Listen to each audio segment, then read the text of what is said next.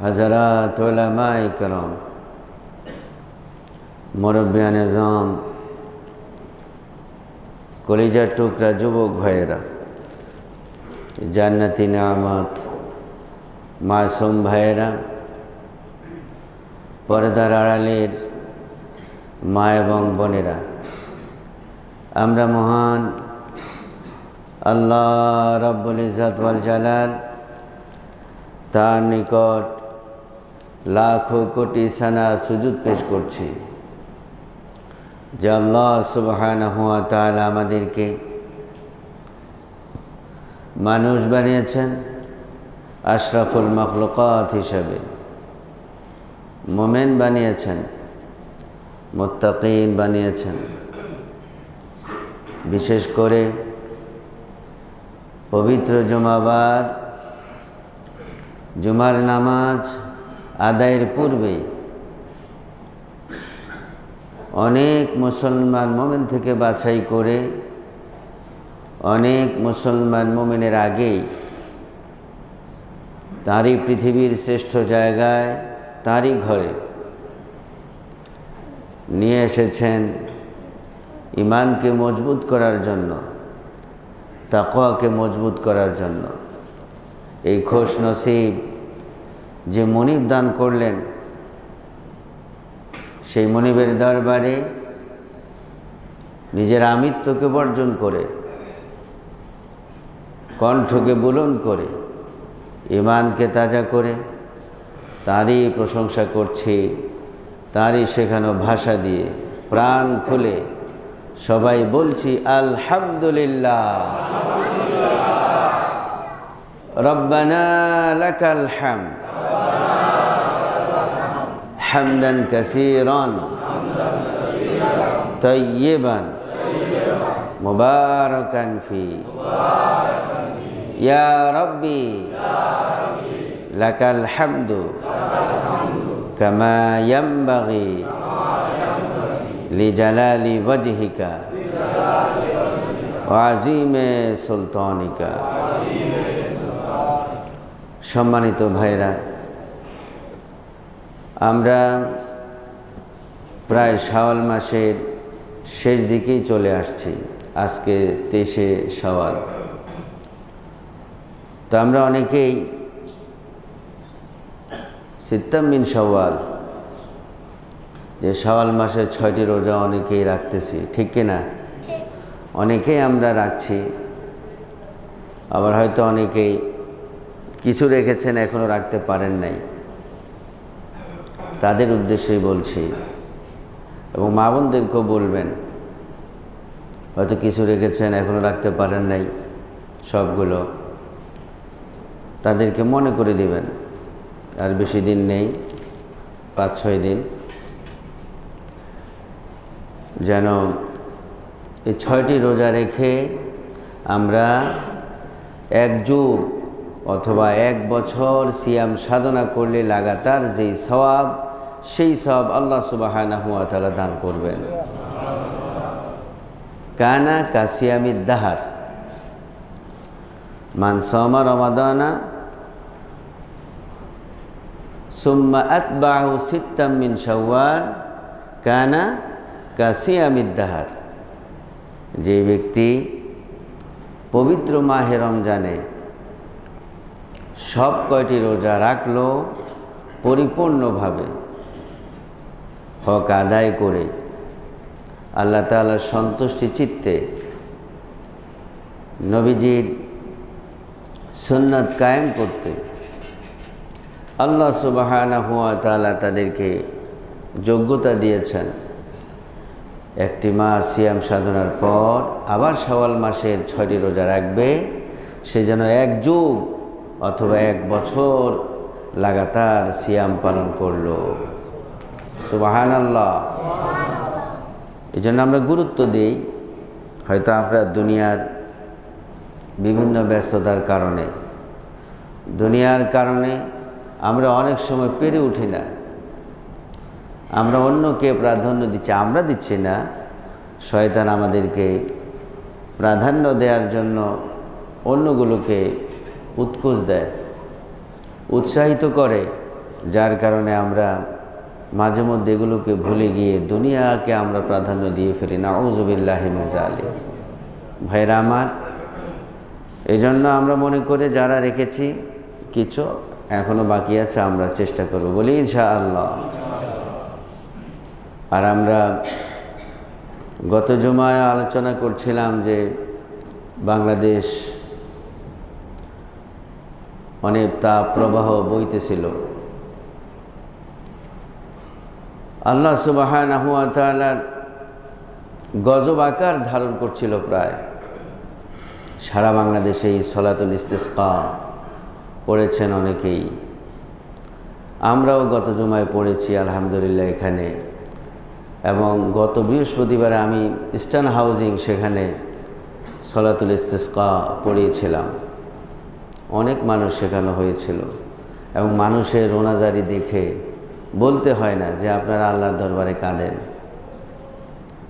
দেখলাম মানুষ নিজ থেকেই রোনাজারি যেইভাবে করলো, মানুষের যখন ঘাম ঝরে গা দিয়ে, চোখ দিয়ে পানি ঝরে, তখন আল্লাহ সুবহানাহু ওয়া তাআলার রহমতের বৃষ্টি না ঝরে পারে না।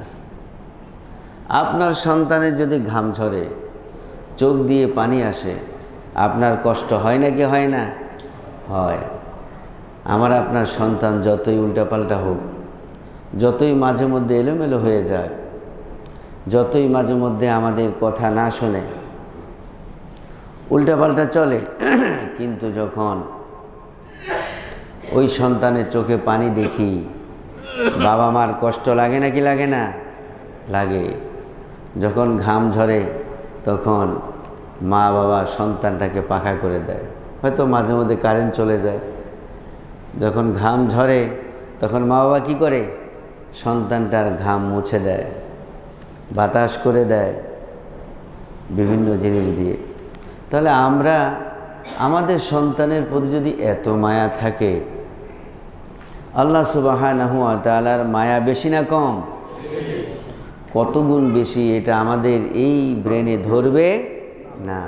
সামান্য একটু নিয়ে কালিল কালিল কালিল, সামান্য একটু নিয়ে সারা বিশ্বের সকল মানবকুল, দানবকুল, প্রাণীকুল, কীট পতঙ্গ সবার মধ্যে আল্লাহ তাআলা ভাগ করে দিলেন। তাতে এত মায়া, এত ভালোবাসা, এত আকর্ষণ। সিগাল কুকুর পর্যন্ত গরুকে যখন গরুর বাছুরের পাশ দিয়ে কুকুরটা যায়, তখন গরু ওই কুকুরকে আক্রমণ করে। গরু বুঝতে পারে যে কুকুর তো আমাকে কামড়াবে এবং আমি আহত হবে, নিহত হব, কিন্তু তারপরে সে মায়ার কারণে ওই রিস্ক নিয়ে সে কুকুরকে দৌড়ায়। এবং ঈগল পাখি, চিল যখন মোরগের বাচ্চাকে আক্রমণ করে, তখন মোরগ বুঝে যে এই চিল পাখিটা, ঈগলটা আমাকেও আক্রমণ করলে আমি বাঁচব না, কিন্তু তারপরেও সন্তানের মায়ায়, ভালোবাসায় সব ভুলে গিয়ে ওই চিলকে সে আক্রমণ করে। ঠিক কিনা ভাইরা আমার? এর থেকে অনেক অনেক গুণ বেশি মায়া কার? আরো জোরে বলেন কার? আল্লাহ সুবহানাহু ওয়া তাআলা। সারা বাংলাদেশ মানুষ কেঁদেছে, মুসলমানরা কেঁদেছে, মুসল্লিরা কেঁদেছে। আল্লাহ তাআলা না কেঁদে পারে? বলেন, পারবেন না। সুবহানাল্লাহ। তার মায়া কত! রহমান, রহিম, গফুর, ওয়াদুদ, কত সিফাতি নাম তার। মায়ায় ভরা, ভালোবাসায় ভরা। সে আল্লাহ তাআলা বান্দার প্রতি রহম না করে পারে না, পারবে না। কালকে যখন এয়ারপোর্টে গেছিলাম আমার ভগ্নিপতিকে দিয়ে আসতে, তখনই রহমতের বৃষ্টি পেলাম। সুবহানাল্লাহ। বৃষ্টি দেখে চোখ দিয়ে পানি চলে আসলো আমার। আল্লাহ, তোমার এত মায়া, এত ভালোবাসা, এত মোহাব্বত আমাদের জন্য। আমরা দিনে রাতে হরদমসে শুধু পাপ করি, পাপ করেই যাই। এত পাপের পরও তুমি আবার দয়া না করে পারো নাই। আল্লাহ, তোমার রহমতের বৃষ্টি চলে এসেছে। বললাম আল্লাহুম্মা সাইয়্যিবান নাফিআ, ও আল্লাহ গজবের বৃষ্টি দিও না, আমাদেরকে রহমতের বৃষ্টি দিয়ে দাও। নবীজি এই দোয়া পড়তেন। যখনই বৃষ্টি হতো, বৃষ্টির নিচে দাঁড়িয়ে নবীজি আল্লাহুম্মা সাইয়্যিবান নাফিআ বলেন, আল্লাহুম্মা সাইয়্যিবান নাফিআ, আল্লাহুম্মা সাইয়্যিবান নাফিআ, আল্লাহুম্মা সাইয়্যিবান নাফিআ, আল্লাহুম্মা সাইয়্যিবান নাফিআ, আল্লাহুম্মা সাইয়্যিবান নাফিআ, আল্লাহুম্মা সাইয়্যিবান নাফিআ। অর্থ হলো আল্লাহ আমাদেরকে নাফিআ মানে উপকারী, সাইয়্যিবান এমন বৃষ্টি দাও যেন আমাদের উপকারে আসে। এমন বৃষ্টিও দিও না যাতে আমাদের অপকার হয়ে যায়, বন্যা হয়ে যায়, গজবে পরিণত হয়ে যায়। ওই বৃষ্টির প্রয়োজন নাই, আমাদেরকে আমাদের উপকারী বৃষ্টি দান করো। বৃষ্টি হতে হতে ওই বৃষ্টি গজবে পরিণত হয় না কি হয় না? হয়। যা দুবাইতে হয়েছিল কিছুদিন আগে এবং সারা বিশ্বের মধ্যে হয়ে যায়। এই জন্য আল্লাহ যখন বৃষ্টি দিবেন তখন আমরা এলোমেলো হব না, উল্টাপাল্টা করব না। ওই যে যখন বৃষ্টি পড়ে বলে রিমঝিম রিমঝিম বৃষ্টি যখন ঝরে রে, তোমার কথা শুধু মনে পড়ে রে, এই প্লাবনে তুমি কোনখানে বলো না বলো না। নাউজুবিল্লাহ বলেন। রিমঝিম রিমঝিম বৃষ্টি যখন ঝরে রে, ও আল্লাহ তোমার কথা শুধুই মনে পড়ে রে। এবং আল্লাহুম্মা সাইয়্যিবান নাফিআ, এই দোয়াটা করতে হবে। কিন্তু আমরা দেখি না, কিছু আমাদের সন্তান আছে যারা উল্টাপাল্টা করে, যারা বৃষ্টির মধ্যে ভিজে, ছেলে মেয়ে ভিজে একাকার হয়ে যায়। নাউজুবিল্লাহ বলেন, বলেন নাউজুবিল্লাহ। যদি এই সিন আল্লাহ তাআলা সহ্য করতে পারেন না, সমাজের মধ্যে দেশের মধ্যে যখন এই বিশ্রী সিনগুলো বেড়ে যায় তখনই গজবে পরিণত হয়ে যায়। এই জন্য আমাদের সন্তানগুলোকে আমরা বোঝাবো যে রহমতের বৃষ্টিকে তোমরা গজবের বৃষ্টিতে পরিণত করো না, রহমতের বৃষ্টি হতে দাও। আল্লাহ সুবহানাহু ওয়া তাআলা রহমত ঝরছে মুষলধারে, তোমরা উল্টাপাল্টা করবা কেন? তোমরা ডান্স করবা কেন? বৃষ্টিতে ভিজে একাকার হবে কেন? ছেলে মেয়ে হাত ধরে বৃষ্টিতে ভিজবে কেন? জিনা করবে কেন? তখন যখন ছেলে মেয়ে একজন একজনের হাত ধরে তখন তো হাতের জেনা হয়ে গেল, তখন কি আল্লাহর রহমতের বৃষ্টি ঝরবে না? তখন বৃষ্টি হলেও রহমতের বৃষ্টিটা আসতেছিল, কিন্তু যখন এই আজেবাজে সিনগুলো শুরু হয়ে যায় ওই রহমতের বৃষ্টি তখন গজবে পরিণত হয়ে যায়।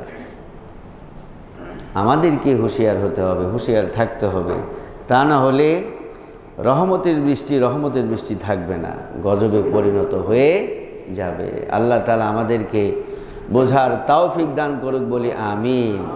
ভাইরা আমার, আমরা অবস্থান করছি এখন শাওয়াল মাস, কিছুদিন পরেই শুরু হবে জিলকাদা জিলহজ্জা। জিলকাদা জিলহজ্জা, হজের প্রোগ্রাম চালু হয়ে যাবে কিছুদিন পরেই। আর আল্লাহর বান্দা বান্দিগণ সবসময় ইবাদত বন্দেগীতেই মশগুল থাকে। পবিত্র মাহে রমজান আমরা ইবাদত বন্দেগীর মাধ্যমে শেষ করলাম, শেষ করেই আবার এখন এগুচ্ছি আমরা জিলহজ মাসের দিকে। কিসের দিকে বলেন? জিলহজ মাসের দিকে আমরা এগুচ্ছি ইনশাআল্লাহ। বলি ইনশাআল্লাহ। এ হজ একটা পবিত্র কাজ এবং 5টি স্তম্ভের একটি স্তম্ভ। ইসলামের যে ফাউন্ডেশন অফ ইসলাম, এর যে 5টি সর্বশেষ হলো আল হজ। সুবহানাল্লাহ বলেন। হজ 5টি স্তম্ভের একটি স্তম্ভ, কিন্তু অনেকেই একে গুরুত্ব দেন না, আদায় করতে চান না, অথচ হজ তার উপর ফরজ হয়ে গেছে। হজ ফরজ হওয়ার জন্য কোটি কোটি টাকা লাগে না, 2-4টা বাড়ির মালিক হওয়া লাগে না। নবীজিকে প্রশ্ন করা হলো, মা ইউজিবুল হজ? ক্বালা আয-যাদু ওয়ার-রাহিলা। সাহাবায়ে কেরাম নবী করিম সাল্লাল্লাহু আলাইহি সাল্লামকে প্রশ্ন করলেন, হে রাসূল, হজ কখন ফরজ হয়ে যায়? কতটুকু মাল হলে, সম্পদ হলে হজ ফরজ হয়? নবীজি বললেন, আয-যাদু ওয়ার-রাহিলা। 2টি কথা। কয়টি কথা বলেন? 2টি কথা। আয-যাদু ওয়ার-রাহিলা। যাদু হলো, অর্থাৎ নবীজি বলেছেন, যখন তোমার মক্কা আল মুকাররমায় যাওয়া এবং আসার ভাড়া, ওখানে থাকার খাওয়ার ব্যবস্থা এবং তোমার ফ্যামিলি ওই কয়দিন ভরণ পোষণ করতে পারবে, এতটুকু পরিমাণ যদি তোমার অর্থ হয়ে যায়, তাহলেই তোমার উপর হজ ফরজ হয়ে গেল। কার কথা? নবীজির কথা। নবীজি তো আল্লাহর কথার বাহিরে বলেন কখনো? কখনো বলেছেন না। আয-যাদু ওয়ার-রাহিলা।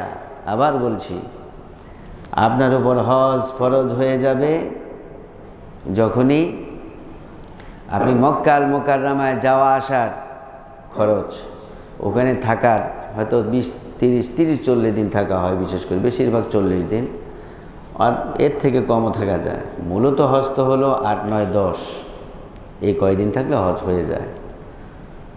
এই কয়দিন সেখানে থাকা, খাওয়া, যাওয়া আসা এবং পরিবারের ভরণ পোষণ চলবে ওই কয়দিন, তাহলেই যাদের এই ব্যবস্থা হলো হজ ফরজ হয়ে গেল।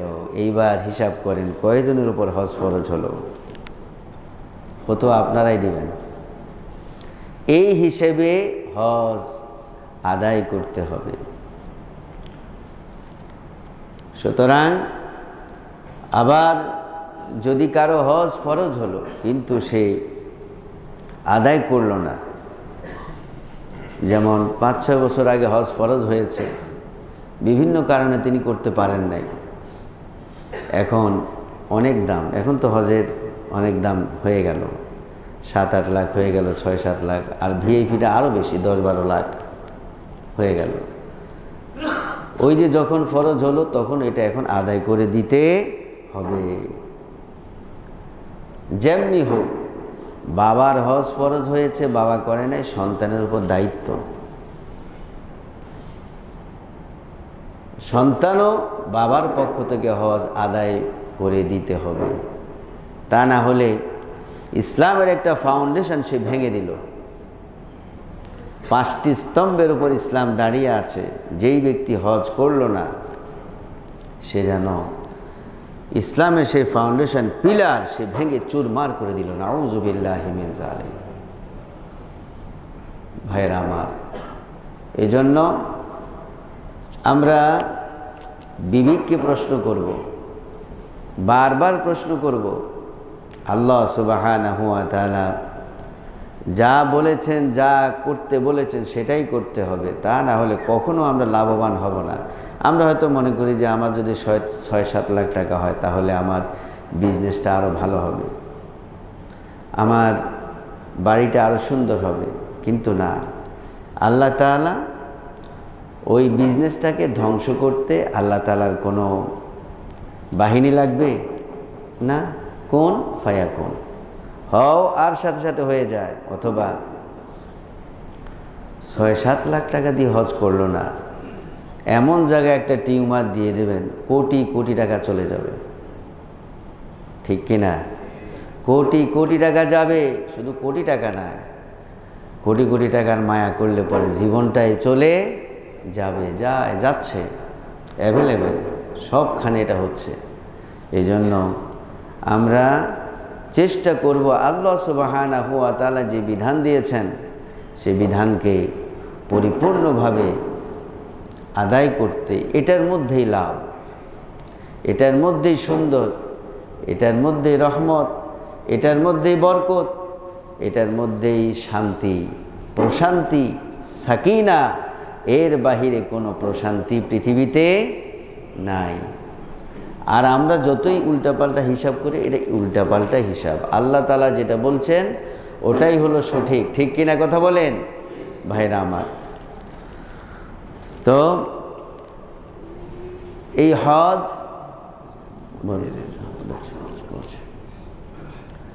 তো হজ হলো কত নাম্বার বলেন?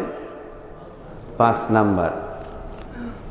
বুনিয়াল ইসলাম আলা খামসিন শাহাদাতি আল্লা ইলাহা ইল্লাল্লাহ ওয়া আন্না মুহাম্মাদার রাসূলুল্লাহ, ইকামিস সালাহ, ইতাইজ যাকাত ওয়া সাওমি রমাদান ওয়াল হজ। কিন্তু আমাদের দেশে বলে নামাজ রোজা। কি বলে বলেন? নামাজ রোজা বলেন না আপনারা? কি বলেন বলেন আমার সাথে? নামাজ রোজা। কথায় কথায় আমাদের চলে আসে নামাজ রোজা, কিন্তু হাদিসে এরকম নেই। হাদিসে আসছে ইকামিস সালাহ ওয়া ইতাইজ যাকাত, নামাজের পর যাকাত। শুধু হাদিস নয়, কোরআনুল কারিমে আপনি যেই জায়গায় দেখবেন আকিমুস সালাহ, সেখানে আছে ওয়াতুজ যাকাত। ইউকিমুনাস সালাহ ইউতুনাজ যাকাত, তুকিমুনাস সালাহ তুকিমুনাজ যাকাত। যেখানেই নামাজের কথা এসেছে সেখানে যাকাতের কথা বলেছেন কে? আল্লাহ। কিন্তু আমরা কৌশলে বলে ফেলি নামাজ রোজা, নামাজ যাকাত আমরা বলি না। আমরা কি বলি? নামাজ রোজা বলি, আমরা যাকাত বলি না। আজকে হয়তো বললাম, কারণ আমরা যাকাতটাকে দূরে সরিয়ে দেই, কারণ আমরা মনে করি এটা ট্যাক্স। এটা মনে করার কারণেই আজকে বাংলাদেশ উত্তাপ হয়ে যাচ্ছে, গরম হয়ে যাচ্ছে, পাপে পঙ্কিলতায় ভরে যাচ্ছে দেশ।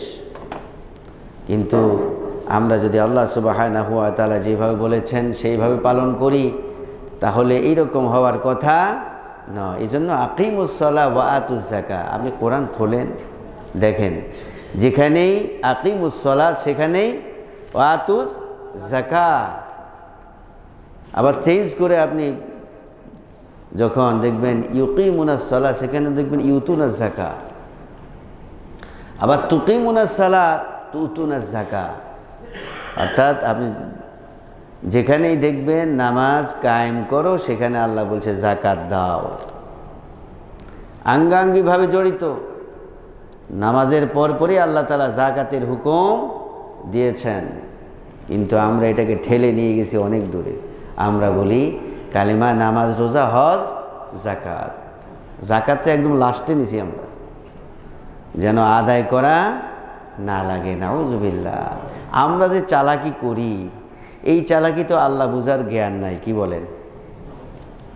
আমরা যে একটু চালাকি ভাব নিয়ে চলি, চালাকি করতে চাই, এই চালাকি সম্পর্কে আল্লাহ তো জানে না। তিনি তো গাফেল, তার তো এত হেকমত নাই, এত জ্ঞান নাই।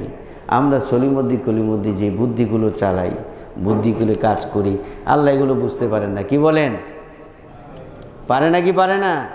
পারে। আরে আপনি কল্পনা করার আগেই আল্লাহর এলেমে যায় না কি যায় না? চলে যায়। আমি সলিমদ্দি কলিমদ্দি সামান্য কি থিঙ্ক করব, এর আগেই আল্লাহ তাআলার ইলমে এগুলো জানা আছে নাকি নাই? আছে। সুবহানাল্লাহ বলেন ভাইরা আমার। এজন্য কালিমা, নামাজ, যাকাত, রোজা, হজ, ঠিক কিনা? এইভাবে বলো বুনিয়াল ইসলাম আলা খামসিন শাহাদাতি আল্লা ইলাহা ইল্লাল্লাহ, শাহাদাতি আল্লা ইলাহা ইল্লাল্লাহ ওয়া আন্না মুহাম্মাদার রাসূলুল্লাহ, ইকামিস সালাহ ওয়া ইতাইজ যাকাত ওয়া সাওমি রমাদান ওয়াল হজ। এবং হজ এটা সবার পরে কেন নিল? এখানেও ব্যাখ্যা আছে। হজ, আমরা বেশিরভাগ কিছু লোক আবার হজের প্রতি একটু ইন্টারেস্টেড। কেন? এটা একটা লকব লাগানো যায়। লকব কি? আমি হজ করে আসলে আমাকে ডাকবে, হাজী সাহেব এদিকে আসেন, হাজী সাহেব আপনি একটু বসেন। এই হাজী সাহেব একটু বিচার আচারে ডাকবে। তখন আমরা হিসাব করি, না, হজ করলে লাভ আছে। নাউজুবিল্লাহ, লকব লাগানো যায়। কোথায় নাকি শুনলাম, আর কি সত্য কিনা জানি না, মসজিদের মধ্যে সভাপতি হজ করছে, তার নামের আগে হাজি লাগায় নাই, এই জন্য ইমাম সাহেবের চাকরি নট। কেন হাজি লাগাইলি না? আমি এত লাখ টাকা দিয়ে হজ করছি, হাজি কেন লিখলি না? নাউজুবিল্লাহ বলেন। তো এই জন্য আমরা কিছু মানুষ একটু চালাক, আমরা জাকাত দেই না, অথবা সিয়াম পালন করি না, সওম আদায় করি না, নামাজও পড়ি না ঠিক মতো, কিন্তু হজটা লাস্টে আছে, তারপরে এটা আমি করে নিলাম, আলহাজ অমুক, হাজি অমুক, এই লকবটা লাগানোর জন্য। নাউযুবিল্লাহি মিন যালিক। এটা কত বড় নিন্দনীয় কাজ, এটা ভাষায় প্রকাশ করার মতো নয়। যেই হাজি হজ করবে হাজি লাগানোর জন্য, হজ করবেন যিনি হাজি লাগানোর জন্য, তার হজটা তার জন্যই জাহান্নামের জন্য যথেষ্ট, ঠিক কিনা? জাহান্নামে যাওয়ার জন্য তার হজটাই যথেষ্ট, আর কিচ্ছু লাগবে না। হাজি লেখার জন্য, হাজি ডাক শোনার জন্য যিনি হজ করবেন।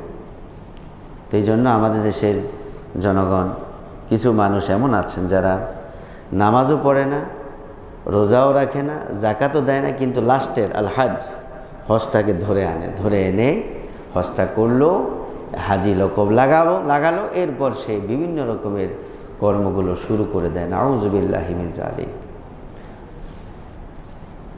হজ সবার পরে গিয়েছে, কারণ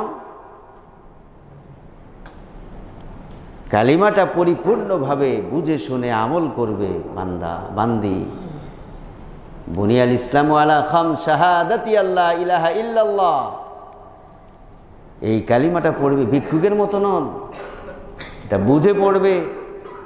এই বুঝে পড়ার পর সে যত বড় নাস্তিক হোক তার সামনে বলবে, যত বড় গাদ্দার হোক তার সামনে বলবে, মস্তক চলে যাক তার সামনে বলবে।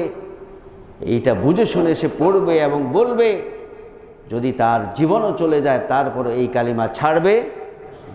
কিন্তু আমাদের দেশের কালিমা হলো এখন লা ইলাহা ইল্লাল্লাহ মুহাম্মাদুর রাসূলুল্লাহ, ভিক্ষা দেন, ঠিক কিনা?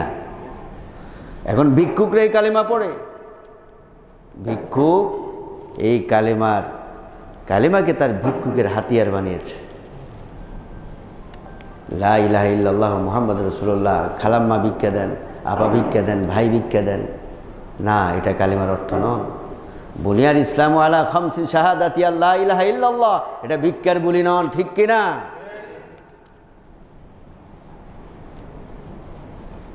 এটা হলো এক আল্লাহকে সাক্ষী রাখা, ও আল্লাহ তুমি ছাড়া আর কাউকে আমি পরোয়া করি না, ভয় করি না, তোমাকে ছাড়া আমি কারো সামনে মাথা নত করি না, তোমাকে ছাড়া আমি কাউকে ভয় করে কথা বলি না, আমি যা করি শুধু তোমাকে পরোয়া করি। সুবহানাল্লাহ। এটা হলো লা ইলাহা ইল্লাল্লাহ ওয়া আন্না মুহাম্মাদার রাসূলুল্লাহ। এবং আমি সব সময় নবীকে সাক্ষী দিচ্ছি, আমার আসা যাওয়া, চলাফেরা, খাওয়া দাওয়া, উঠা বসা, লেনদেন, কথাবার্তা, যা কিছু হবে সব কিছু আমি নবী করিম সাল্লাল্লাহু আলাইহি সাল্লাম যা করেছেন তাই করব। সুবহানাল্লাহ। শুধু তাই না, নবীজি যেইভাবে নখ কেটেছেন আমি নখটা কাটতো ঠিক সেইভাবে ফলো করে, নবীজিকে ফলো করে আমি নখটা কাটবো। ওয়া আন্না মুহাম্মাদুর রাসূলুল্লাহ। আমি বাজারে যেতে ফলো করব কাকে? মুহাম্মাদুর রাসূলুল্লাহ সাল্লাল্লাহু আলাইহি ওয়াসাল্লাম, তাকে ফলো করব। তাকে ফলো করে আমি বাজারে যাব। বাজার ঘাট করার জন্য নবীজি যেভাবে করেছেন আমি ঠিক সেইভাবে করব। নবীজি সালাম দিতে দিতে বাজারে গিয়েছেন, আবার বাজার থেকে আসার সময় সালাম দিতে দিতে এসেছেন। অনেক সাহাবীরা যেতেন, তোমার বাজার কই, বাজার তোমার তো বাজার নেই, মাছ তরকারি কই, বাজারে কেন গেছো? বলছে আমার মাছ তরকারির জন্য আমি যাই নাই, আমি গিয়েছি মানুষদেরকে সালাম দেওয়ার জন্য বাজারে গিয়েছি, সবাইকে সালাম কালাম বলে আবার এখন সালাম দিতে আমি চলে এসেছি। সুবহানাল্লাহ। তখনকার দিনে শান্তি কি এমনি কায়েম হয়েছিল? আর এখন বাজারে যাইতে গালি, আসতেও গালি, নাউজুবিল্লাহ। গপ্প করতে করতে যায়, কি গপ যেগুলো দুনিয়াতে নাই, ওই ধরনের গপ করে। বাজারে তো ভালো, মসজিদে এসে পর্যন্ত গপ শুরু হয়ে যায়, নাউজুবিল্লাহ বলে। গপ করে, এমন গপ, কথায় কথায় বলে, কয় যে এমন একটা পুকুর আছে আমার, ওই পুকুরের মধ্যে এত হাত একটা মাছ। তখন কইল যে এত বড় মাছ কেমনে, পুকুর কতটুকু? তো বললো যে পুকুরটা আরো ছোট। কয় এত বড় মাছ থাকে কেমনে? কই বাঁকা বুকা হয়ে থাকে আর কি। এগুলো গপ করে পর্যন্ত ইবাদত করতে এসে মসজিদে এসে পর্যন্ত, নাউজুবিল্লাহি মিন যালিক। আর সাহাবায়ে কেরাম, নবী করিম সাল্লাল্লাহু আলাইহি ওয়াসাল্লাম বাজারে গিয়েছেন সালাম দিতে দিতে, বাজারে গিয়ে সবার সাথে সালাম কালাম করে শান্তি বিনিময় করে আবার সালাম দিতে দিতে চলে এসেছেন। সাহাবায়ে কেরাম তাই করেছেন। আমরা যদি শান্তি চাই, শান্তিতে থাকতে চাই, ঘরটাকে জান্নাত বানাতে চাই, সমাজটাকে বানাতে চাই, নিজের পার্সনের মধ্যে ব্রেনটাকে যদি সাকিনা দিয়ে ভরতে চাই, তাহলে নবীজির সেই সুন্নাত, সাহাবায়ে কেরামের সেই সুন্নাতগুলো আমাদেরকে কায়েম করতে হবে। সুবহানাল্লাহ বলেন। ভাইরা আমার, তাহলে হজ কেন 5 নম্বরে গেল? অর্থাৎ কালেমা, নামাজ, যাকাত, রোজা, এই সবগুলো পুঙ্খানুপুঙ্খরূপে পালন করে, আদায় করে, হক আদায় করে পালন করার পর এইবার যার উপর হজ ফরজ হয়েছে তিনি হজ করবেন। কথা বুঝাতে পেরেছি ভাইরা আমার? সুতরাং এই বুনিয়াল ইসলাম আলা খামসিন শাহাদাতি আল্লা ইলাহা ইল্লাল্লাহ ওয়া আন্না মুহাম্মাদুর রাসূলুল্লাহ, ইকামিস সালাহ ওয়া ইতাইজ যাকাত ওয়া সাওমে রমাদান ওয়াল হজ, এটাকে পরিপূর্ণভাবে আদায় করতে হবে, পরিপূর্ণভাবে মানতে হবে, পরিপূর্ণভাবে হাসিল করতে হবে। আল্লাহ তাআলা যেন আমাদেরকে বোঝার তৌফিক দান করে, বলি আমিন। আমি আমাদের সময় প্রায় হয়ে গেছে, বলতে চাই আমাদের এখানে আমরা বদরি সাহাবী নাম লিখিয়েছিলাম অনেকেই, ঠিক কিনা? ঠিক কিনা ভাইয়েরা? নাম লিখেছি আমরা, প্রত্যেক মাসে 300 টাকা করে দেই। চা একটু কম খাই, হয়তো যারা 2টা খায় তারা 1টা খাচ্ছি, যারা 5টা খাচ্ছি তারা 1টা কম খাচ্ছি, 4টা খাচ্ছি। আলহামদুলিল্লাহ, বলি আলহামদুলিল্লাহ। এটা অনেক বড় একটা স্যাক্রিফাইস। হয়তো অনেকে ভুলে গেছেন, এটা ভুল হওয়া স্বাভাবিক। নিসিয়ান, ইনসান মানে ভুল হওয়া, ভুলে যাওয়া। হয়তো অনেকে ভুলে গেছেন যে আমি তো ওখানে নাম লিখেছি প্রত্যেক মাসে 300 টাকা করে দেওয়ার কথা, অনেকে ভুলে গেছেন। এই জন্য আমি মাইন্ডে নিয়ে আসলাম। হয়তো অনেকে 2-1 মাস 3 মাস বাকি পড়ে গেছে। আপনি আল্লাহর ঘরে আমরা ওয়াদা দিয়েছি, এই ওয়াদা পালন কতক্ষণ করতে হবে বলেন? যতক্ষণ পর্যন্ত আমার রুহু থাকবে অতক্ষণ পর্যন্ত এই ওয়াদা রক্ষা করতে হবে। যদি এর বাইরে হয়ে যায় তাহলে যেই কোনো সর্বনাশ যেই কোনো মুহূর্তে হতে পারে নাকি পারে না? পারে। আল্লাহর ঘরের ওয়াদা যেই কোনো মুহূর্তে যেই কোনো দুর্ঘটনা ঘটে যেতে পারে যদি কেউ চালাকি করেন, আল্লাহ না করুক। মনে আছে কিন্তু হয়তো আপনি মনে থেকেও দিচ্ছেন না, নাউজুবিল্লাহি মিন যালিক। তাহলে কত বড় ক্ষতি হবে এটা বোঝানো সম্ভব নয়, কিন্তু ক্ষতি যখন চলে আসবে, রোগ যখন চলে আসবে, বিপদ যখন চলে আসবে, মুসিবত যখন চলে আসবে, কেউ ঠেকানোর মতো থাকবে না। এমন রোগ হবে যে রোগ পৃথিবীর সারা বিশ্বের ডাক্তাররা কখনো ট্রিটমেন্ট করতে পারবে না। অকাল মৃত্যু চলে আসবে, অকল্যাণ মৃত্যু চলে আসবে। এজন্য অনেকের এরকম আসছে আমাদের কাছে, খবর আছে, বলতে গেলে অনেকগুলো কথা এখানে আছে না। এই জন্য আমি স্মরণ করিয়ে দিচ্ছি, এই সামান্য টাকা, সামান্য, একদম সামান্য, কিছুই না এই যুগে। সুতরাং এই সামান্য টাকা আপনি দিয়ে আপনি যেন ভবিষ্যতে কোনো রকম বালা মুসিবত, বিপদ আপদ, অকল্যাণ মৃত্যু না আসে, আমরা ঠেকাতে পারবো তো ইনশাআল্লাহ? হাত তুলে আল্লাহ তাআলা দেখে, লিল্লাহে তাকবীর, লিল্লাহে তাকবীর। হাত নামাই। আল্লাহ তাআলা আমাদেরকে বোঝার তৌফিক দান করুক, বলি আমিন। ওয়া আখির দাওয়া।